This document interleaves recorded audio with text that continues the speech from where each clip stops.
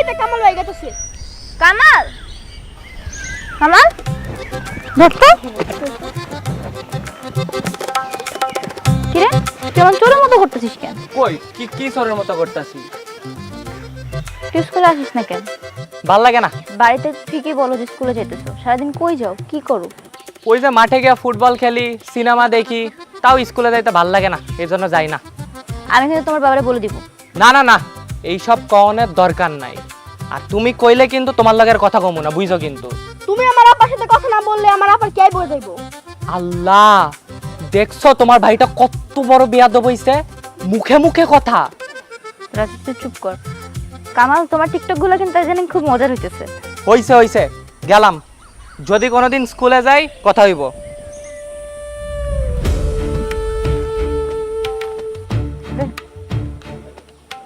আপা, কামাল ভাই কিন্তু প্রচুর খারাপ হয়ে গেছে। তুই খারাপ হইছ, যা চল। জি, আপনি তো ভিডিও দেখছেনই, আপনি কোনো চিন্তা করেন না, আমি ব্যবস্থা করতেছি। ঠিক আছে।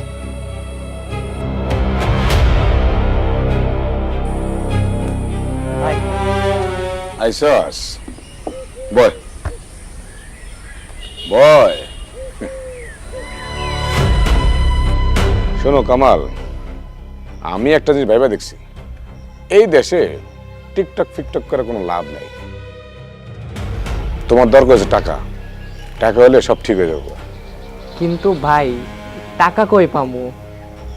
কথাটা ঠিকই কইছো, টাকা পাইবা কই? তুমি একটা কাজ করো, কয়জনের গুছাও, সবার নিয়ে আমরা বিদেশ যাবো, ওখানে গিয়া কন্টেন্ট বানাবো, অনেক টিকটক ফিকটক বানাবো, দেখবা যে রাতারাতি ফেমাস হয়ে গেছে, এরপর খালি টাকা আর টাকা, টাকা আর টাকা এবো। কিন্তু ভাই, আমি তো একলা, লোকজন পামু কই? এটা কোনো কথা বললা?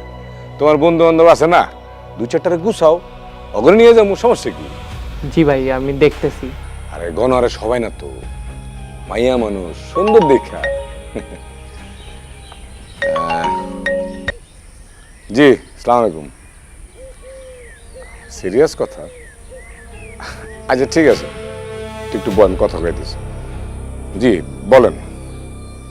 হ্যাঁ আচ্ছা,